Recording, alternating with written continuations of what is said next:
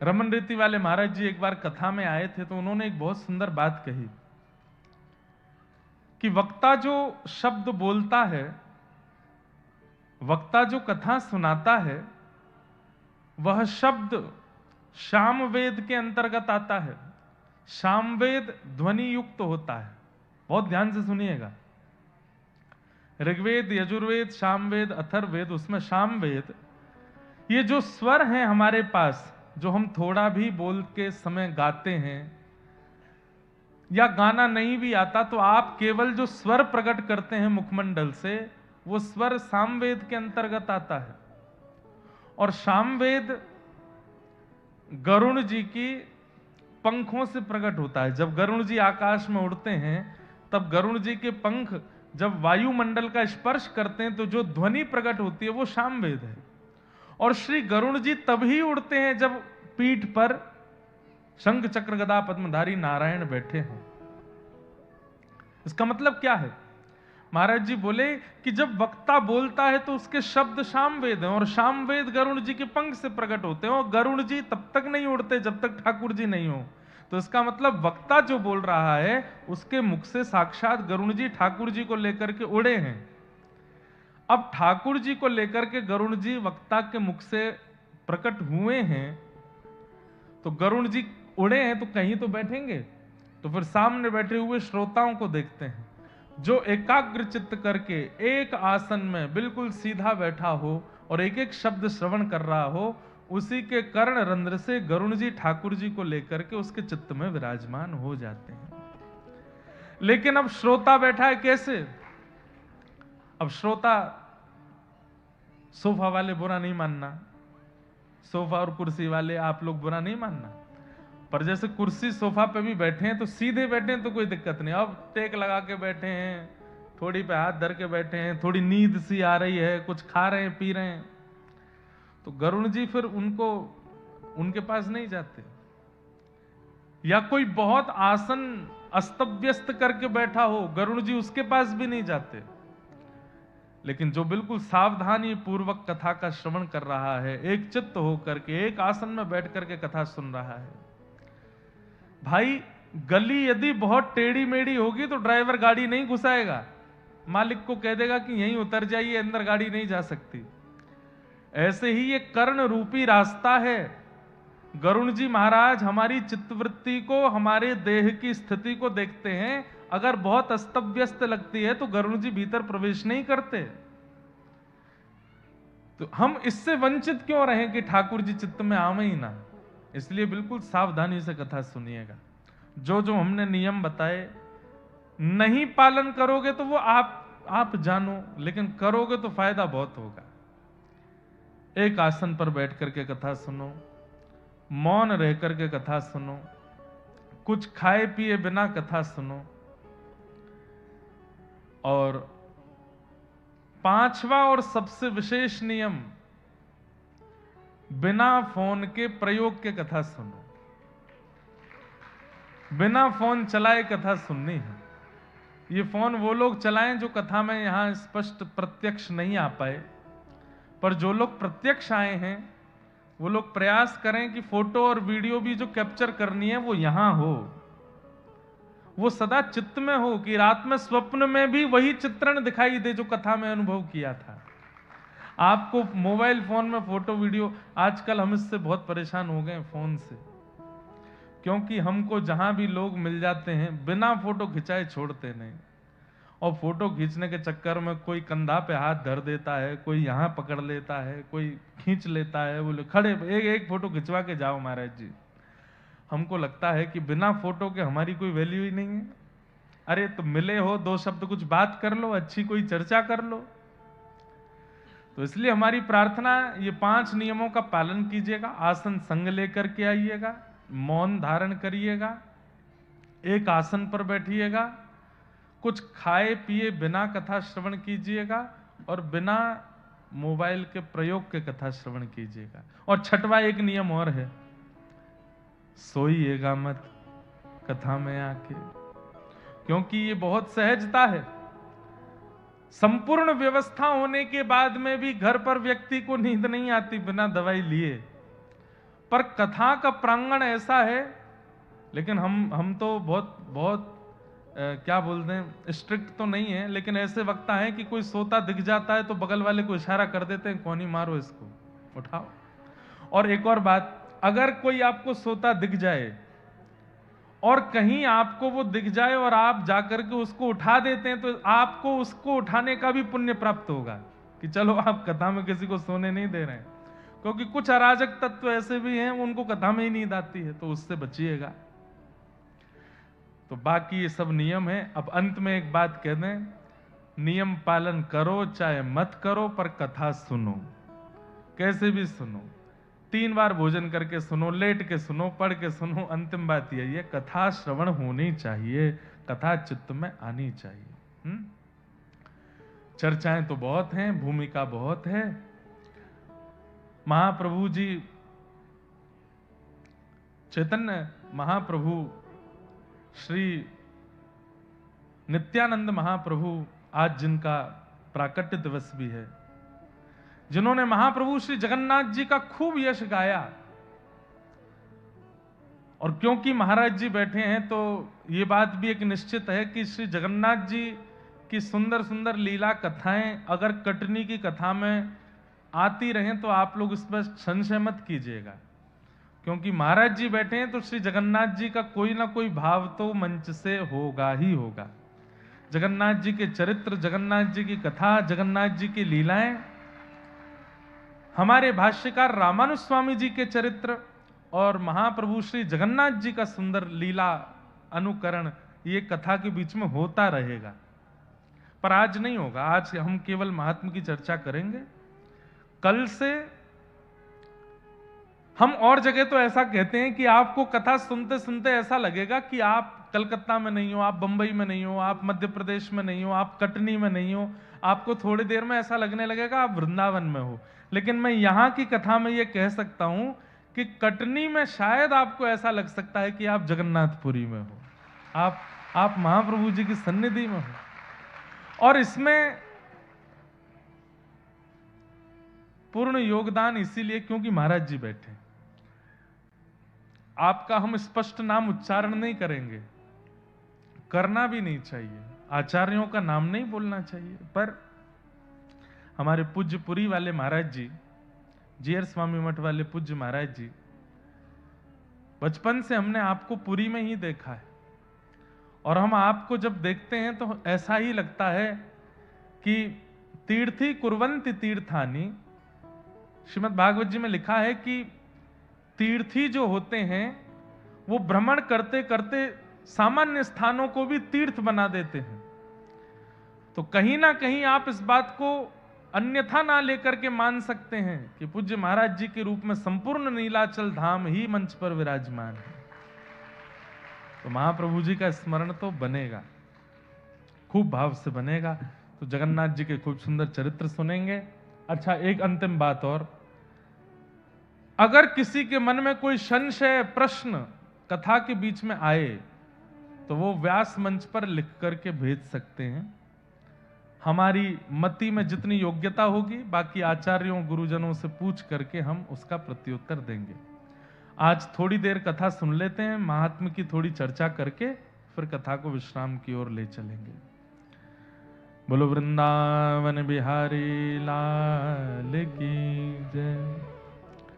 सच्चिदानंद रूपाय विश्वोत्पत्त्यादि Hathaway तापत्रय विनाशाय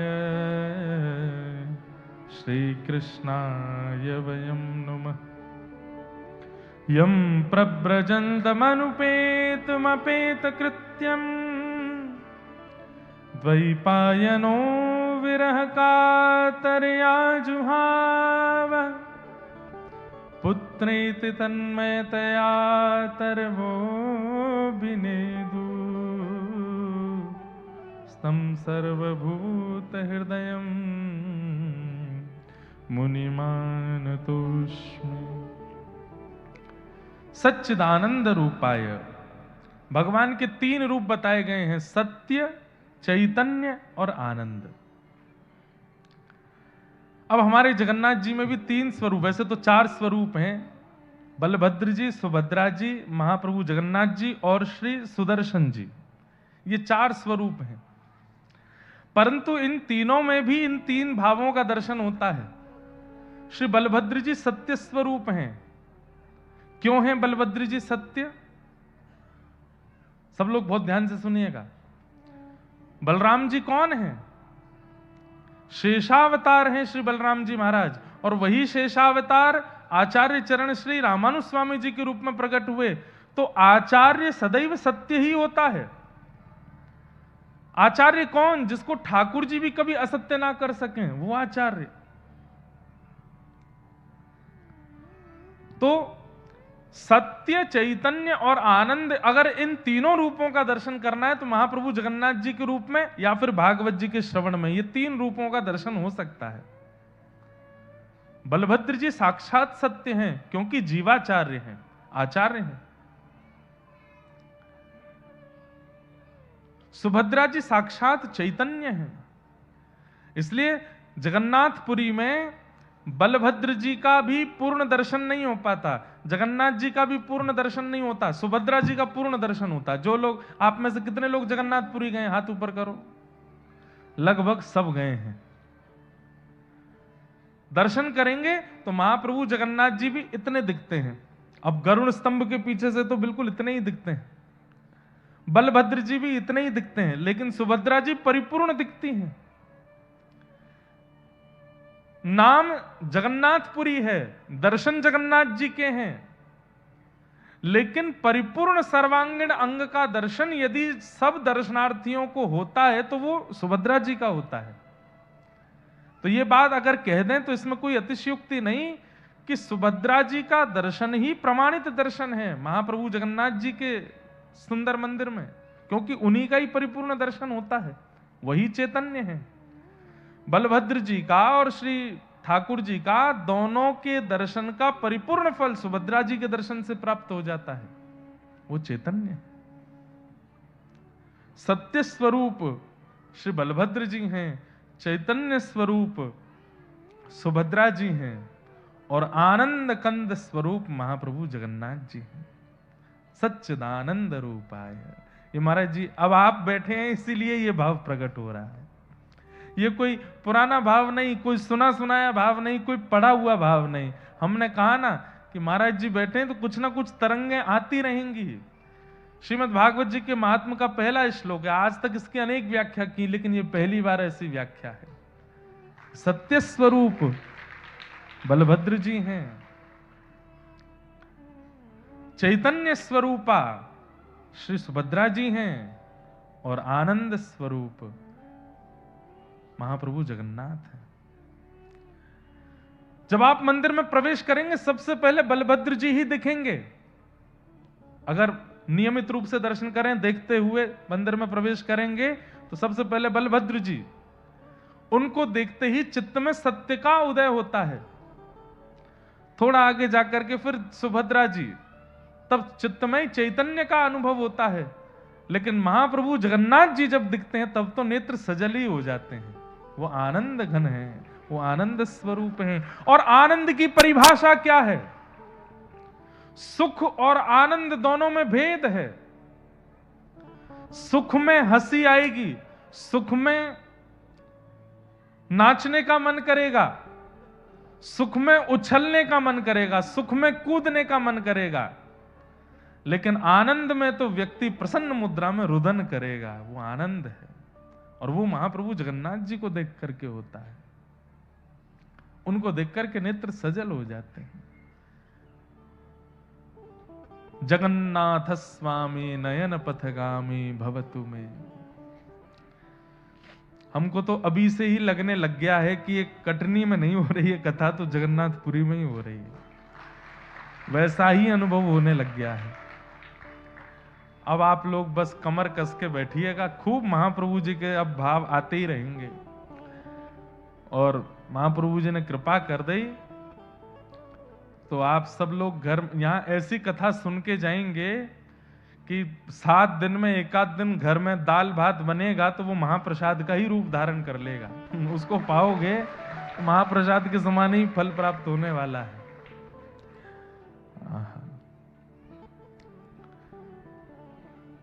विश्वोत्पत्त्यादि Hathaway,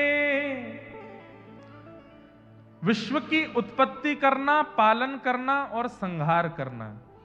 अब यहां पर भी तीनों की क्रिया दिखाई देती है। महाप्रभु जगन्नाथ जी, अभी तक हम लोग बलभद्र जी, सुभद्रा जी, जगन्नाथ जी ऐसे सुन रहे थे। अब अगली पंक्ति ऐसे सुनो। उत्पत्ति कौन करता है सृष्टि की? महाप्रभु जगन्नाथ जी करते हैं। पालन कौन करता है? पालन मां ही करती है, सुभद्रा जी मां है। तो उत्पत्ति करता जगन्नाथ, पालन करता मां तो सुभद्रा जी, और संहार करता हल मूसल वाले श्री बलभद्र जी, वही संहार करते हैं। तापत्रय विनाशाय, त्रिविध तापों को जो विनाश करते हैं, आदि दैविक आदि भौतिक आध्यात्मिक तापों को जो विनाश करते हैं, ऐसे श्री कृष्णाय वयम नमः, ऐसे श्री कृष्ण को हम बारंबार प्रणाम करते हैं। बंधुओं, आज महात्म की कथा है। महात्म का मतलब क्या होता है? महत्व। श्रीमद् भागवत जी का महत्व क्या है? मैं महात्म के कुछ श्लोकों का वाचन करके सूक्ष्म भाव से उसको आपको समझा देता हूं। 88,000 सौनिकादि ऋषि नैमिषारण्य क्षेत्र में बैठे थे। अभी यहां 6 तारीख को कथा विश्राम करेंगे, 7 तारीख से फिर व्रज में एक स्थान है, वहां कथा है, फिर 16 तारीख से नैमिषारण्य में ही कथा है। और नैमिषारण्य में भी हमारे पूज्य महाराज जी का स्थान है, वहां पे तब भी जाएंगे दर्शन करने। नैमिषारण्य 88,000 सौनिकादि ऋषि बैठे हैं। किस लिए बैठे हैं? मानव कल्याण की चिंता से बैठे हैं। एक बात बंधुओं बहुत सावधानी से सुनिएगा, हमारा आपका कल्याण हो इसकी चिंता हम लोगों को नहीं होती, इसकी चिंता महापुरुषों को ही होती है। ये कथा कराने का औचित्य क्या है? मंदिर बनाने का औचित्य क्या है? इतने बड़े बड़े आश्रमों में अनुष्ठान कराने का, महाप्रसाद पवाने का, इन सब का औचित्य क्या है? ताकि इन सब में सम्मिलित होकर आपका उद्धार हो सके, आपका कल्याण हो सके। वे तो अपना कल्याण कर ही रहे हैं, नाम जप करके, भजन करके, साधन करके वे तो अपना कल्याण कर ही रहे हैं, पर आपका कल्याण कैसे होगा? तब ऐसे महापुरुष प्रयास करते हैं, नगर में जाके भाई यहाँ पे एक अनुष्ठान करो, यहाँ पे कथा का क्रम कराओ, गौ सेवा करो, तुम सब लोग उसमें अपनी अपनी सहभागिता व्यक्त करो, धन से, मन से, तन से लगो अनुष्ठान में, ताकि आपका कल्याण हो सके। हमारे कल्याण की विचार संत ही करते हैं, और आज से नहीं, अनादिकाल से कर रहे हैं। 88,000 सौनिकादि ऋषियों ने जाकर के ये चिंता व्यक्त की कि इस कलिकाल में मानव का कल्याण कैसे होगा। अच्छा, एक प्रश्न करें हम। प्रश्न कर रहा हूं मैं, पर उत्तर मुझे मत दीजिएगा, उत्तर आप अपने आप को ही दीजिएगा। प्रश्न क्या है? मानव कल्याण किसे कहते हैं? मेरा कल्याण किस में है? इसका उत्तर अपने आप को ही दीजिए कि हमारा कल्याण किस में है। लोग मानते हैं कि धनवान होना कल्याण है, ऐश्वर्यवान होना कल्याण है, संपत्तिवान होना कल्याण है, नाम प्रतिष्ठा यश वैभव कीर्तिवान होना कल्याण है। आप कहोगे नहीं, अभी यहां पे मना करोगे, लेकिन यहां से निकलते सब भागते इसी के पीछे हैं, धन के पीछे, ऐश्वर्य के पीछे, नाम के पीछे, प्रतिष्ठा के पीछे, वैभव के पीछे। यह कल्याण का मार्ग नहीं। कई लोग उत्तर यह भी दे रहे होंगे अपने आप को कि कल्याण का मतलब स्वर्ग की प्राप्ति, वैकुंठ की प्राप्ति, नारायण हरि की प्राप्ति। तो ये बहुत बाद का विषय आपने पकड़ लिया। अभी जीवित अवस्था में अगर मैं कह दूं कि कल के कल आपका कल्याण होना चाहिए, तो उस कल्याण को आप किस रूप में लोगे? कई लोग कहेंगे कि गुरुजी प्राप्त हो जाएं वो कल्याण है, हम ब्रजवास कर लें वो कल्याण है, जगन्नाथपुरी चले जाएं वो कल्याण है। सब कर रहे हैं आज की डेट में, इसमें कोई बड़ी बात नहीं है। कल्याण है क्या? हमारा मन ठाकुर जी का स्मरण करे, ये सामान्य बात हो गई है। आजकल सब लोग ठाकुर जी का स्मरण करते हैं, पर हमारी किसी क्रिया, हमारे किसी विचार और हमारे स्वभाव से प्रसन्न होके ठाकुर जी हमारा स्मरण करें, ये हमारा कल्याण है, ये हमारा कल्याण है। मेरा सुमिरन हरि करें। अब भक्ति की परिभाषा थोड़ी बदलनी है। मैं हरि का सुमिरन करूं, ये तो बहुत समय से चला आया है, पर भक्ति ऐसी हो कि मेरा सुमिरन हरि करें, मेरा स्मरण ठाकुर जी कर रहे हैं। महाप्रभु जगन्नाथ जी के परम भक्त हुए श्री माधवदास जी महाराज, उनके मन में इच्छा हुई कि मैं जगन्नाथपुरी से अब व्रज की यात्रा करने जाऊं। तो महाप्रभु जी से जब आज्ञा लेने के लिए गए, जगन्नाथ जी से जाकर के कहा कि हे जगन्नाथ जी, मैं व्रज यात्रा पर जा रहा हूं, मैं वृंदावन यात्रा पर जा रहा हूं। जैसे ही उन्होंने कहा मैं वृंदावन जा रहा हूं, तो श्री महाप्रभु जगन्नाथ जी व्याकुल हो गए। जैसे कोई एक बालक छटपटा जाता है, जैसे देखता है कि मेरे पिताजी बाइक पे बैठ गए, गाड़ी में बैठ गए, अभी ये बाहर घूमने जा रहे हैं, तो बालक छटपटा जाता है, ऐसे ठाकुर जी छटपटाने लगे और माधवदास जी से बोले, हे माधव, तू वृंदावन क्यों जा रहा है? मैं बैठा तो हूं यहां पे, मैं तेरे सामने बैठा हूं, तुझसे बात करता हूं, तेरे साथ आनंद करता हूं, फिर भी तुझे व्रज जाने की आवश्यकता क्यों है? तू मत जाना, मेरा मन कैसे लगेगा? मेरी दृष्टि में यह कल्याण है। आप ठाकुर जी के पीछे हैं, ये बात बिल्कुल ठीक है, सभी पीछे हैं, पर हम आप में से एक कोई ऐसा है जिसके पीछे ठाकुर जी हैं। उसके प्रेम में आसक्त होकर के, उसके भाव में आसक्त होकर के ठाकुर जी उसके अनुब्रजाम में हम नित्यम पूये ये तन्य रेणु भी। ठाकुर जी स्वयं कह रहे हैं, मेरे पीछे भक्तों की टोली चले, मुझे उसमें आनंद नहीं आता, पर उन भक्तों की टोली में से एक कोई इतना रसिक, इतना प्रेमी, इतना भावुक जब मुझे दिख जाता है तो उसको आगे करता हूं, उसके पीछे पीछे मैं चलता हूं। आज स्थिति यह है, हम ठाकुर जी के अधीन हैं, पर एक ऐसा प्रेम हो जाए कि ठाकुर जी वो अधीन तो नहीं होंगे, पर ठाकुर जी हमारे यूं हो जाए कि हमारे बिना ठाकुर जी का मन नहीं लगे, तू मत जाए मुझे छोड़ के, तू मेरे पास रहे, ये हमारा कल्याण है। महाराज जी, हमारे छोटे से गिरधर लाल जी हैं, अभी ब्याहुला हुआ उनका, तो वैसे तो प्रसिद्ध बात है, मैं बता चुका हूं, लेकिन विदेश यात्रा पर जाना था, तो हमने अपने ठाकुर जी को संग लेके चलते हैं, यहां भी आए हैं, कटनी भी आए हैं, तो विदेश यात्रा पे जाना था। तो विदेश जाते हैं तो महाराज जी ठाकुर जी को सिक्योरिटी वाले और ये लोग, भारत में तो हम निवेदन कर देते हैं ठाकुर जी हैं, स्पर्श मत करना, तो मान जाते हैं, पर विदेशों में तो वो अब अंग्रेज लोग, वो क्या माने क्या जाने, तो वो लोग छू लेते हैं ठाकुर जी को। अब वो गौ मांस भक्षण करने वाले, उल्टा सीधा भोजन प्रसाद नहाते भी हैं कि नहीं पता नहीं, अब उनको क्या बोले कि आचमन करो, यस्मरेत पुंडरी काक्षम सबाह्याभ्यंतर सूची, वो क्या जाने इस बात को।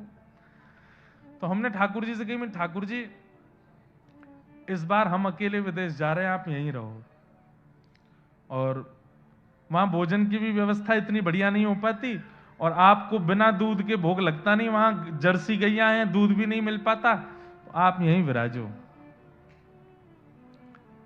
तो जैसे ही महाराज जी ठाकुर जी से कही कि आप यहीं विराजो, ये बालक सेवा करेंगे, तो हमको जहां जहां विदेश में जाना था 24 घंटे के अंदर सबके यहां घटना हो गई, सबके फोन आ गए, महाराज जी इस बार मत आइए, हमारे यहां कुछ हो गया है।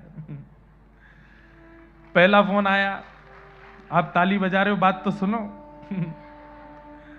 जिनके घर मुझे पहुंचना था, कथा नहीं थी, 10-15 दिन के लिए ऐसे ही कुछ सत्संग के लिए जाना था, तो जिनके घर मुझे जाना था, ठाकुर जी से मना करने के ठीक 1 घंटे बाद उनका फोन आया, महाराज जी कब की फ्लाइट है? मैंने कि कल की है भैया, रात्रि में पहुंच जाएंगे हम 18 घंटे बाद। तो बोले महाराज जी वो हमारे घर में एक घटना हो गई। मैंने क्या हो गया? मुझे मेरी पत्नी को जॉब से निकाल दिया है किसी कारणवश, और घर में बड़ी तनाव भरी स्थिति बन गई है, और उसको जॉब दिलानी है, ये करना वो करना है, बड़ा वैसा माहौल हो गया महाराज जी। इस बार थोड़ी क्षमा प्रार्थी हैं, 3-4 दिन की जो सेवा थी वो हम नहीं कर पाएंगे। मैंने कोई बात नहीं, 3-4 दिन बाद जिनके पास जाना था उनके पास चले जाएंगे, पुरानी बात है। अब 3-4 दिन बाद जिनके पास जाना था उनका भी 3 घंटे बाद ही फोन आ गया। बोले महाराज जी आप यहाँ कब आ रहे हैं? मैंने कि भैया हमको कल निकलना है, और हमको फोन करना भी था कि हम सीधे आपके यहाँ ही आ रहे हैं, 3 दिन बाद नहीं आएंगे, कल ही आ रहे हैं। नहीं महाराज जी वो एक बात हो गया। मैंने कहा क्या हो गया? बोले हमारी माता जी को अटैक आ गया, हम भारत जा रहे हैं वापस। मैंने कहा अरे भैया 2 जगह के कैंसिल, और तीसरे हमारे एक रिश्तेदार रहते तो उनके यहाँ जाना था, उनका भी फोन आया, उनके यहाँ भी कुछ घटना घटी। तीनों घटनाओं के घटते ही मैं समझ गया कि ये घटना इसलिए हो रही है कि ठाकुर जी बोले दारी के मोह ना लेके जाएगो तो वह ना जान दूंगा मैं। महाराज जी बिल्कुल सत्य बात है। हमने जाके ठाकुर जी से कही, मैंने कहा हे ठाकुर जी टिकट विकेट बहुत महंगी बन गई है, सब हो गया है, मैं आपको ले चलूंगा। अब पुलिस वाले सिक्योरिटी वाले कुछ करें सो करें, और वहां दूध नहीं मिले तो नहीं मिले, आपको लेके चलूंगा, बिल्कुल निश्चिंत रहो, पर सुबह तक मुझे संकेत दिलवा दीजिए कि आपको जाना है कि नहीं।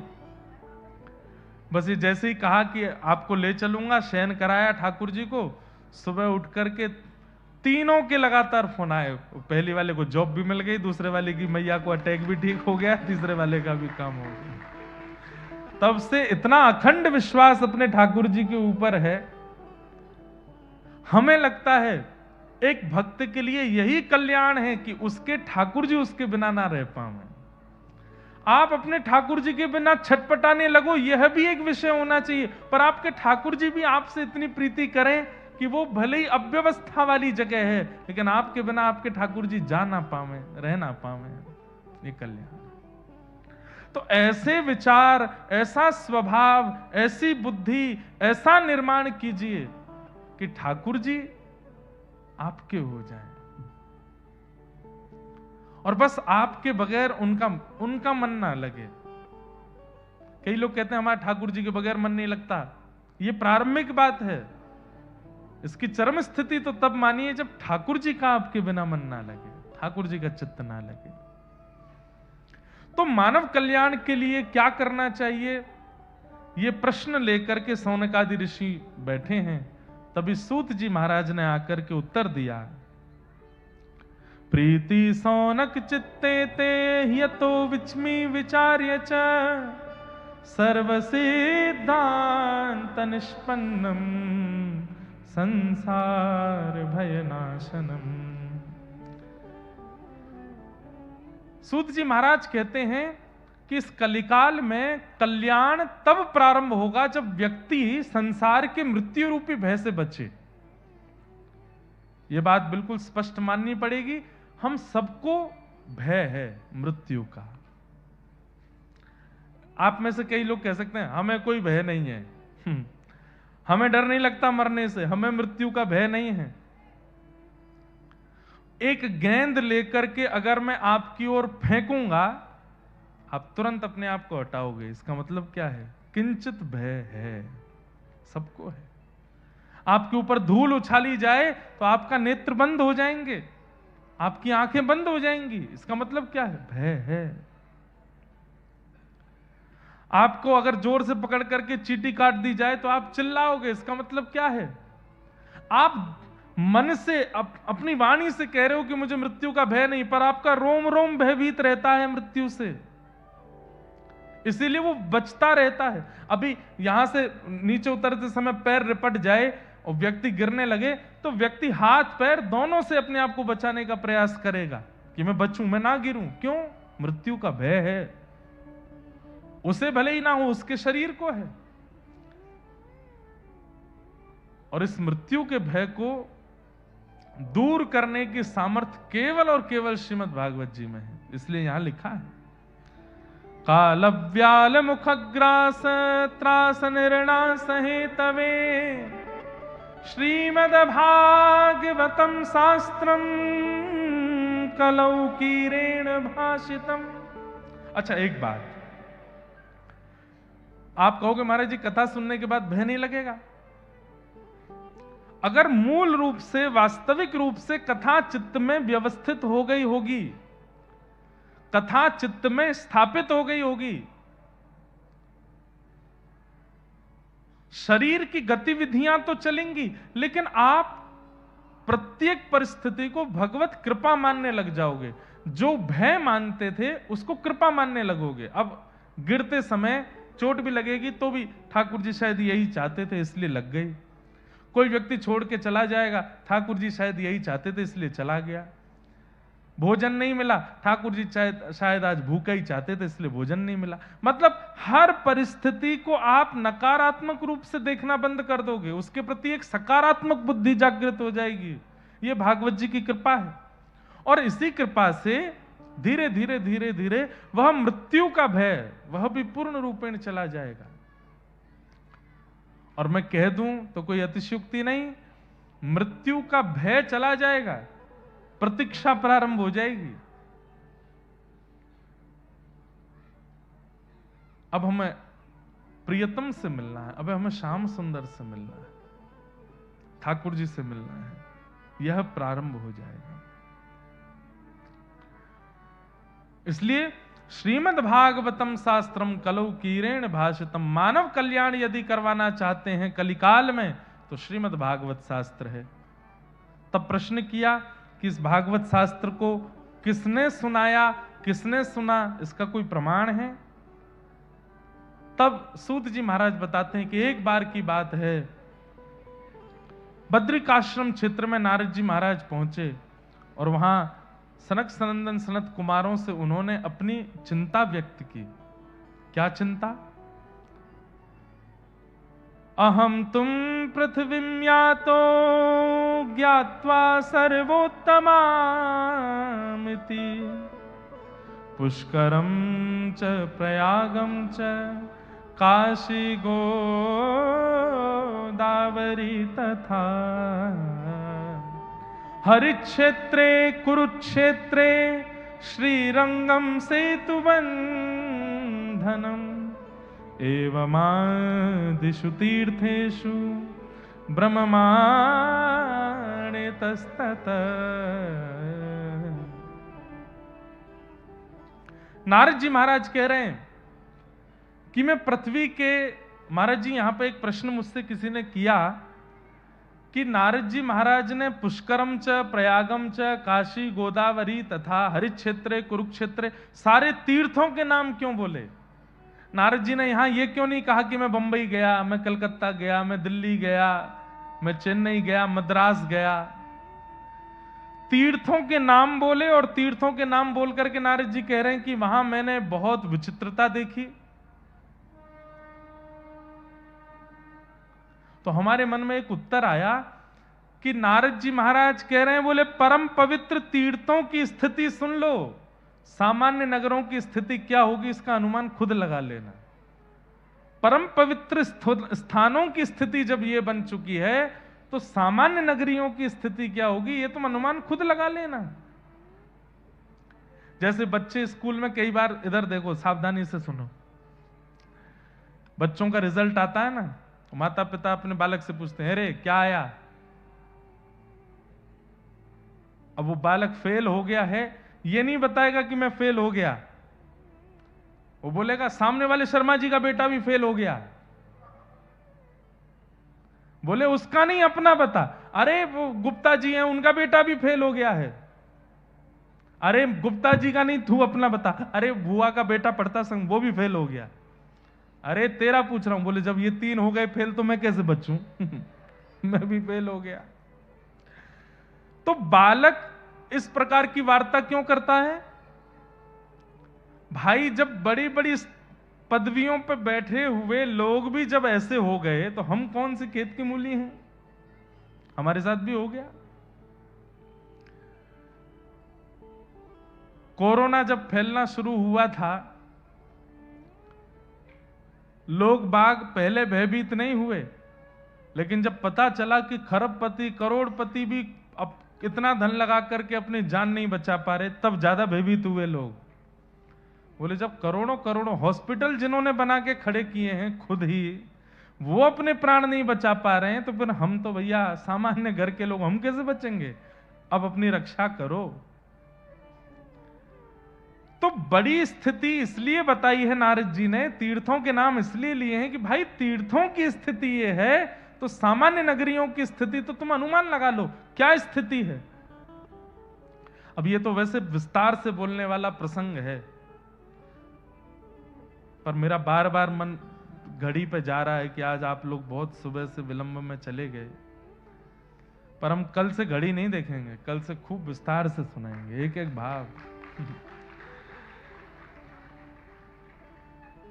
सत्यम नास्ति, थोड़ी सी बता देता हूं। तीर्थों के नाम लेकर के नारद जी कह रहे हैं कि यहां मैंने क्या देखा? सत्यम नास्ति तपः शौचम दयादानम न विद्यते उदर भरिणो जीवा वराका कूट भाषिण। सत्यम नास्ति, लोग अब सत्य नहीं बोलते कलयुग में। शौचम नास्ति, यानी कि पवित्र नहीं रहते हैं, केवल दिखावा करते हैं पवित्र रहने का। सत्यम नास्ति, शौचम नास्ति, दया नास्ति, दया नहीं है। आजकल तो दया भी व्यक्ति कैमरा के सामने करता है। अगर किसी को कुछ दे रहा है तो भी वो देख लेगा, कैमरा ऑन कर भाई, वीडियो बना, दे रहा हूं मैं। दया, दया नास्ति, सत्यम नास्ति, शौचम नास्ति, दया नास्ति, दानम नास्ति, दान भी नहीं कर रहा है। और दान करेगा तो ढिंडोरा पीट के करेगा।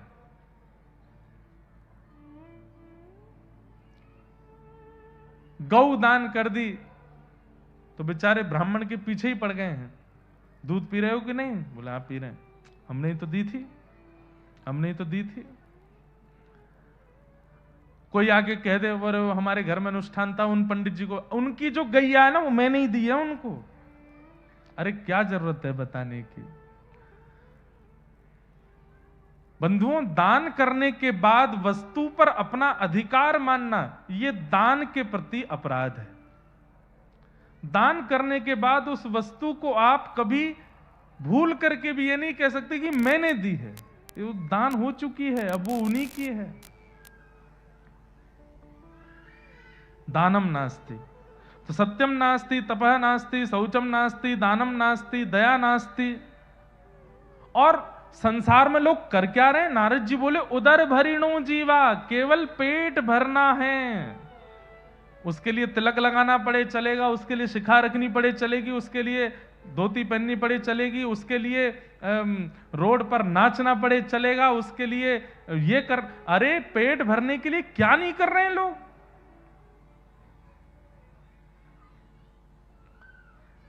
हमारे बंबई जगत के बड़े बड़े आधुनिक जो क्या बोलते हैं उनको, अभिनेता अभिनेत्री जन, वे स्वयं तंबाकू का ऐड करेंगे, वे स्वयं पेप्सी का और जो भी बच्चे पीते हैं ठंडी चीज उसका ऐड करेंगे और उसका करोड़ों लेते हैं और स्वयं ही नहीं खाते पीते। क्यों? उनको पता है कि इसमें दोष है। मतलब दुनिया को विष पिलाने के लिए तैयार हैं, अपने आप को लाने के, उसके बदले पैसे लेते, पर स्वयं नहीं करते क्योंकि वो जानते हैं कि ये विष है। उदर भरिणो जीवा, पेट भरना है, चाहे उसके लिए कितनों की हत्या करनी पड़े, कितनों को मारना पड़े, कितनों को नीचे दबाना पड़े, कितनों को पीछे छोड़ के आगे जाना पड़े, पेट भरना है। उदर भरिणो जीवा, इसी के लिए सब लोग कर रहे हैं काम। कभी चिंतन करके देखिएगा, ये बटुक ब्राह्मण यहां बैठे हैं और एक हमारे घर के बच्चे हैं, वो स्कूल पढ़ने के लिए जाते हैं, उसके पीछे भी केवल एक ही उपाय है कि 4-5 वर्ष से हम बालक को सिखाते हैं कि इतने योग्य बन जाओ कि कल तुम भी अपना पेट भर सको। उदर भरिणो जीवा, हम इसी के लिए उसको पढ़ा रहे हैं। ठीक है, पेट भरने के लिए शिक्षा का आना, पेट भरने के लिए व्यापार करना, ये तो एक नियम है संसार का, पर वही सर्वस्व है, ये गलत विषय है। नहीं, उसी के लिए मत कीजिए सब कुछ। मंदा सुमंद मतयो मंद भाग्या युपद्रुता, पाखंड निरता संतो विरक्ता सपरिग्रह, तरुणी प्रभुता गे श्याल को बुद्धिदायक, कन्या विक्रयणो लोभात दंपति नाम च कनकनम। मतलब इतने अकाट्य सत्य लिखे हैं यहां पर, अगर इसका मैं हिंदी विवेचन करने लगूं तो कई लोग बुरा मान जाएंगे। इतना सत्य लिखा है यहां पर। नारद जी महाराज कहते हैं कि कलयुग के लोग कैसे हैं? बोले दीर्घ सूत्री। दीर्घ सूत्री किसको कहते हैं? जिस काम को करने में 5 मिनट लगना चाहिए, उस काम को करने में 15 मिनट लगाते हैं, 20 मिनट लगाते हैं हम आप सब लोग।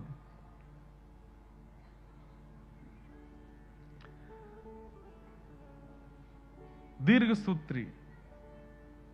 मंद है बुद्धि। तंबाकू के ऊपर लिखा है स्पष्ट कि मुझको खाओगे तो मैं तुम्हारी जान ले लूंगा, फिर भी खा जाते हैं।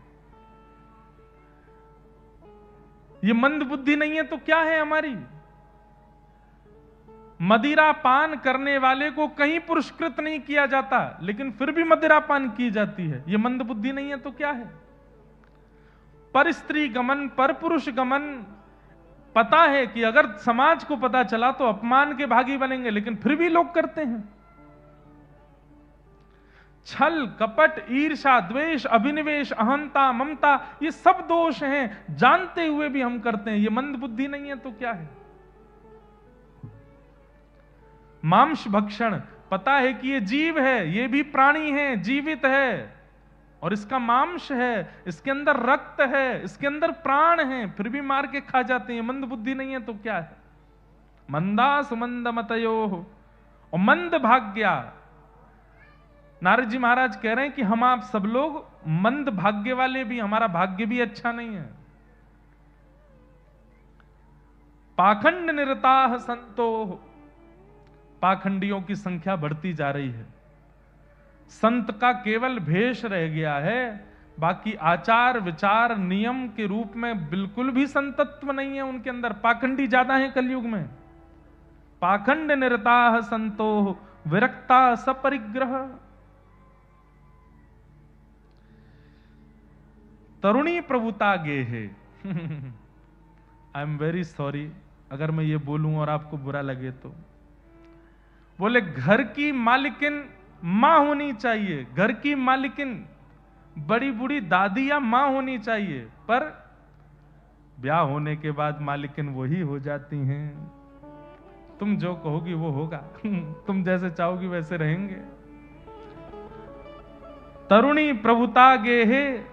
और अगली बात सुनकर के कई भाई लोग नाराज मत हो जाना। शाल को बुद्धिदायक। घर में बड़े भैया बैठे हैं लेकिन उनकी राय नहीं चलेगी, लेकिन पत्नी के भैया अगर कह दें कि जी जाजी ऐसा, अरे बेटा तू ही कह रहा है सत्य। शाल को बुद्धिदायक। साले की बुद्धि पर चलने लग गए हैं लोग। हम भी साले हैं कि निखे यूं के तो। हमारी भी 3 बहनें हैं। अब ये बातें तो यहां भागवत जी में स्पष्ट है, पर मेरे से मेरे जीजा जी राय लेते तो मैं कहता हूं मेरी नहीं मानना। भागवत जी मना कर रही हैं। हाँ ठीक है, आपके बड़े भैया आपके परिवार के लोग जब राय दे दें उसके बाद मुझसे मैं भी उसी पक्ष में बोलूं तो बात ठीक है, लेकिन हम कथा वक्ता हैं, हमको इतने लोग मानते हैं, फिर भी कथा में 4 घंटा मेरी बात माननी ही माननी है। उसके बाद जब मैं साले के रूप में हूं तब मेरी बात नहीं मानना।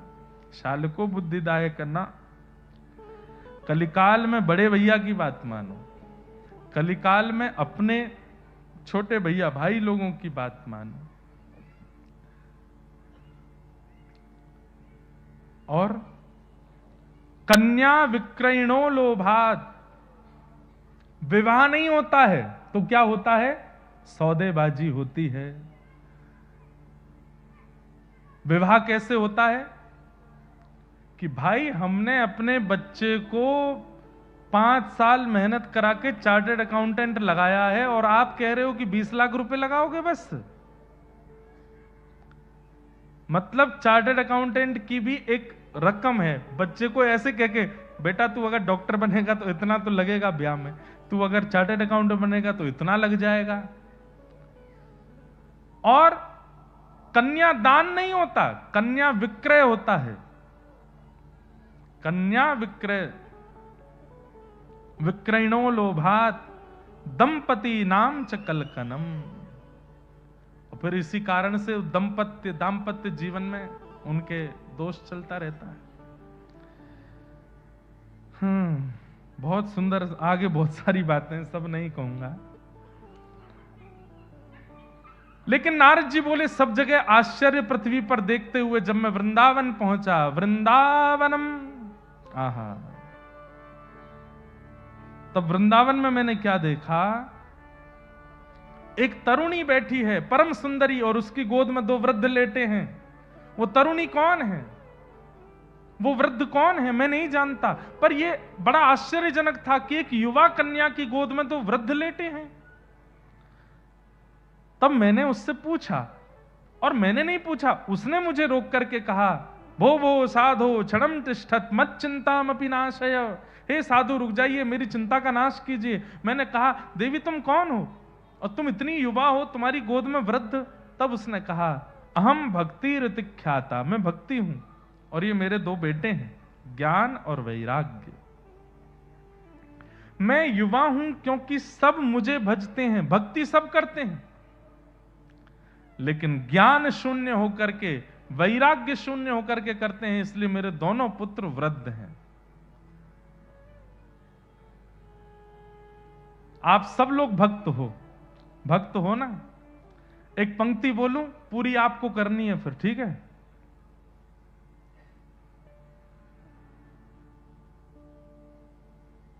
श्री गुरु चरण सरोज रज निज मन मुकुर सुधार,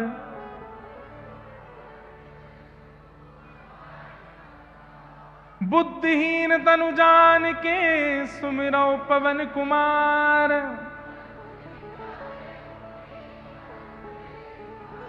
ठीक है, अब मैं जिसको बुलाऊं आप में से, इसका अर्थ आके बता दीजिए मंच पे। क्या कहा आपने? कई लोग जानते होंगे, पर मैं जिसको मेरे को तो सब दिख रहे हैं, मैं जिसको चुन के बुलाऊंगा वो नहीं बता पाएगा, नहीं बता पाएगा। नहीं जानते क्यों? भक्ति है, ज्ञान नहीं है।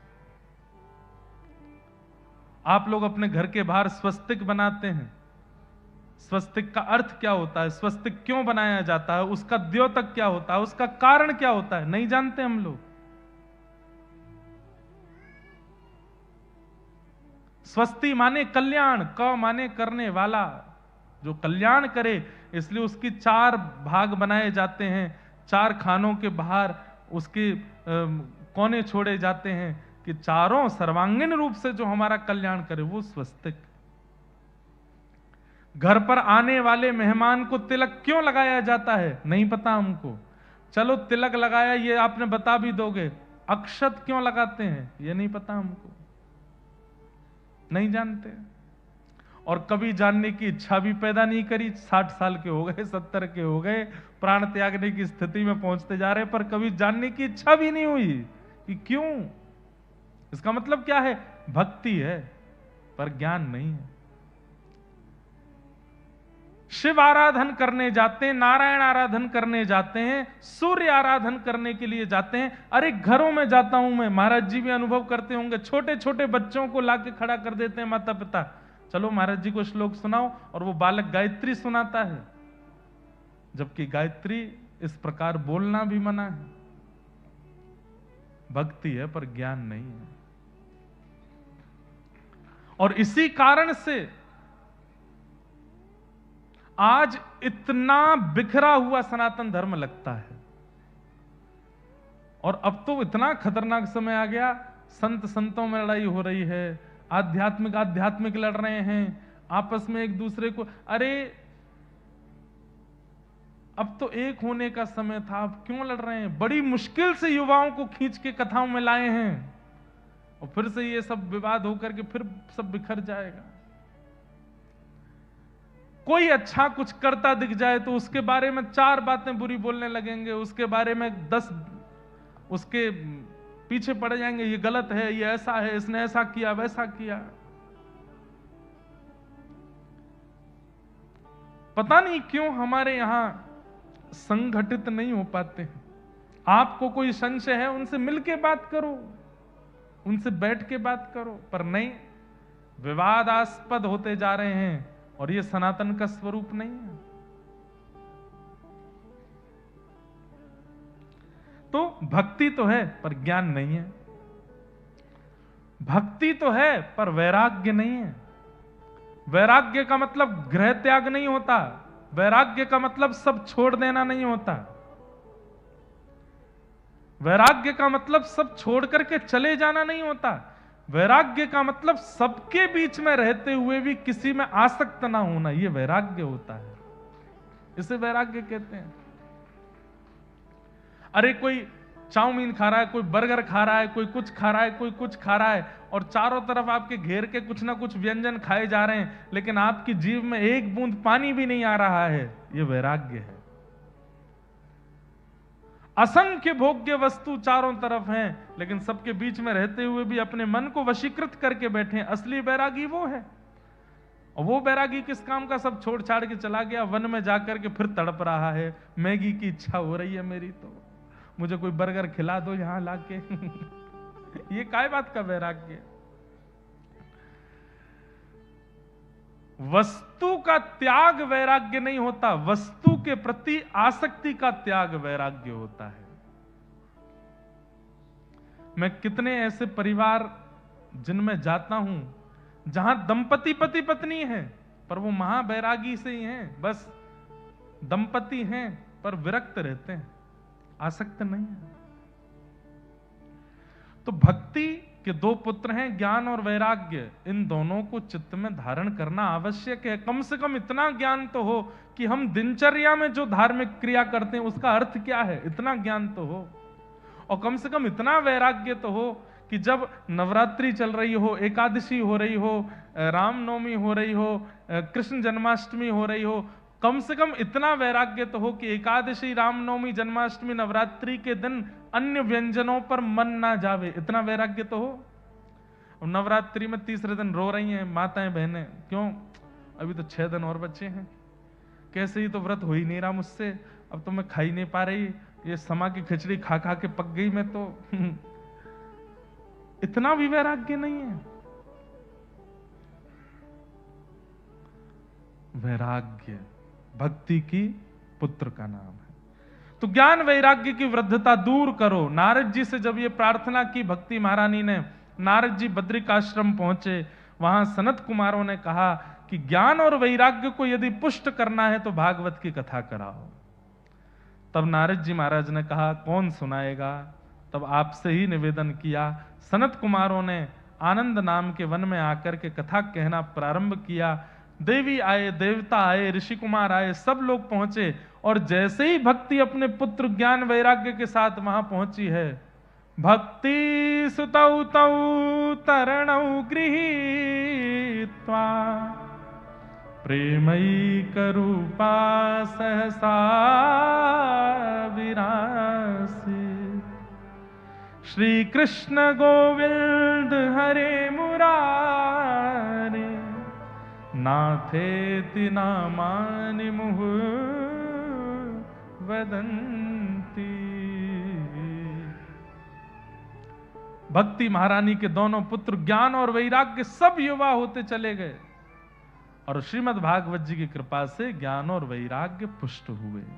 बोलो भागवत महापुराण की। ये भागवत जी का प्रथम महात्म्य है। भागवत जी के महात्म्य की दूसरी कथा में आता है, आत्मदेव नाम के ब्राह्मण थे, उनके कोई संतान नहीं थी, संत ने उनको फल दिया, अपनी पत्नी को खिला देना।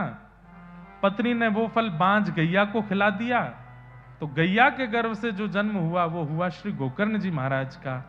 और पत्नी अपने सहेली के पुत्र को लाकर के सौंप देती है, कहती है मेरा ही बेटा है। उसका नाम रखा गया धुंधुकारी। मैं सूक्ष्म में सुना रहा हूं। पूरी कथा का एक ही अर्थ है कि घनघोर प्रेत योनि होती है। गया श्राद्ध से भी मुक्ति प्राप्त नहीं हुई, ऐसा धुंधुकारी प्रेत बना। गोकर्ण जी महाराज आश्चर्य में आ गए कि मैंने गया श्राद्ध कर दिया, तब भी ये मुक्त क्यों नहीं हो पाया प्रेत योनि से। तब सूर्य नारायण भगवान ने कहा वो इतना प्रचंड प्रेत बना है कि गया श्राद्ध से भी उस पर कल्याण नहीं होगा। बोलो क्या करें? बोलो श्रीमद् भागवतान मुक्ति सप्ताहम वाचनम कुरु इति सूर्यवचः सर्वै धर्म रूपम तुवे श्रुतम। श्रीमद् भागवत की सप्ताह कथा करो। सूर्य नारायण आज्ञा कर रहे हैं, कितनी भी प्रचंड प्रेत योनि में कोई क्यों ना फंसा हो, कथा होते ही वो मुक्त होता है।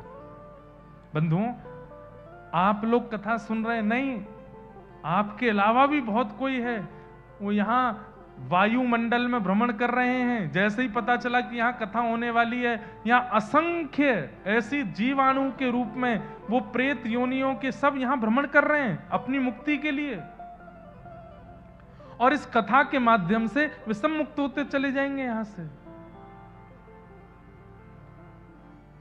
मेरे मन में इस बात को कहते हुए एक भाव आता है, जब मरे हुओं को मुक्त कर सकती है तो हम तो जीवित हैं।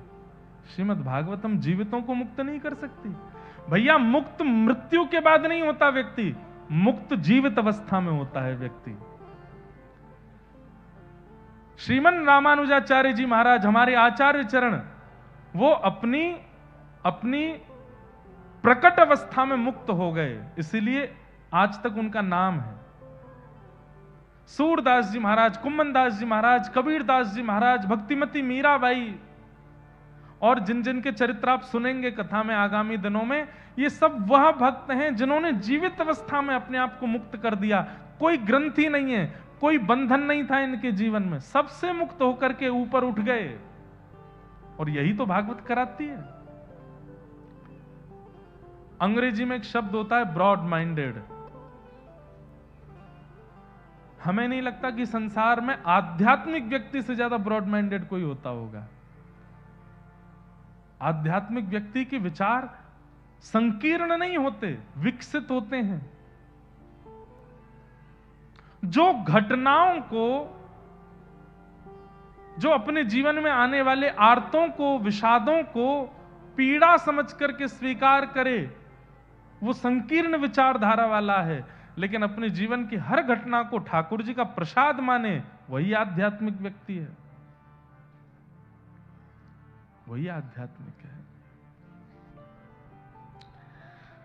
तो श्री गोकर्ण जी महाराज ने भागवत की कथा की, और उस सप्ताह कथा को सुनकर के अत्यंत घनिष्ठ प्रेत योनि में पड़ा हुआ वह धुंधुकारी मुक्त होकर के भगवत धाम को प्रस्थान कर गया। बोलो भागवत महापुराण की। श्रीमद् भागवत जी की एक कृपा है कि भागवत जी की कृपा से ज्ञान, वैराग्य, भक्ति चित्त में पुष्ट होती है, और श्रीमद् भागवत जी की कृपा से जीवित अवस्था में मुक्त हो जाते हैं, और मृतक अपनी प्रेत योनि से मुक्त हो जाते हैं। ऐसी सर्वांगीण विकास करने वाली, सर्वांगीण उद्धार करने वाली श्रीमद् भागवत महापुराण को हम बारंबार प्रणाम करते हैं। ये महात्म है। एक श्लोक अंतिम कहकर के हम महात्मा को विश्राम देंगे। असारे संसारे विषय विषसंगा कुलधिया क्षणार्धम क्षेमार्थम पिबत सुख गाथा तुलसुधा किमर्थम व्यर्थम भो व्रजत कुपथे कुत्सित कथे परीक्षित साक्षी यत् श्रवण मुक्त्युक्ति कथने। इस असार रूपी संसार में, इस विषय रूपी संसार में यदि सार कुछ है तो वो भगवान नाम है, भगवान कथा है। साक्षी है कौन? परीक्षित साक्षी। इस कथा को सुनकर के भगवत धाम को प्रस्थान कर गए। इसलिए भैया इस कथा का आश्रय हम आप सब लोग लेंगे। आज प्रथम दिन था कथा का, बहुत विलंब से हुई, इसलिए हम थोड़े में ही केवल महात्म्य की चर्चा करके आज के मंगल विषय को विराम देंगे। कल से बंधुओं आप सब लोगों के लिए यहाँ उपस्थित होने का समय 3 बजे से पूर्व ही आप लोग आ जाइए। 3 साढ़े 3 के बीच में हम भी यहाँ आकर के कथा 6 साढ़े 6 बजे तक खूब भाव से आनंद से करेंगे और खूब मधुर मधुर रस चर्चाएं सुनाएंगे। आप सब लोग खूब भाव से पधारो, खूब आनंद से कथा का रस लीजिए। महाराज जी से हमने निवेदन तो किया था कि आप आज कुछ अपनी वाणी का आशीर्वाद दें। महाराज जी बोले आज विलंब बहुत हुआ, कल महाराज जी का आशीष भी हम लोग सब ग्रहण करेंगे। आप सब लोगों को बहुत बहुत जय श्री कृष्ण, जय श्री कृष्ण, जय सिया राम, जय श्री राम, जय श्रीमन्नारायण। जय श्री नारायण। श्यामा हृदय कमल सो प्रगट्यो, श्यामा हृदय कमल सो प्रगट्यो, श्यामा हृदय कमल सो प्रगट्यो, श्यामा हृदय कमल सो प्रगट्यो, श्याम हृदय कुभाय वृंदावन प्यारो वृंदावन, वृंदावन प्यारो वृंदावन, हे श्री वृंदावन मेरो वृंदावन, वृंदावन प्यारो वृंदावन, सब सुख सागर रूप उजागर रहे वृंदावन धाम, सब सुख सागर रूप उजागर रहे वृंदावन धाम। हाँ प्यारो रहे वृंदावन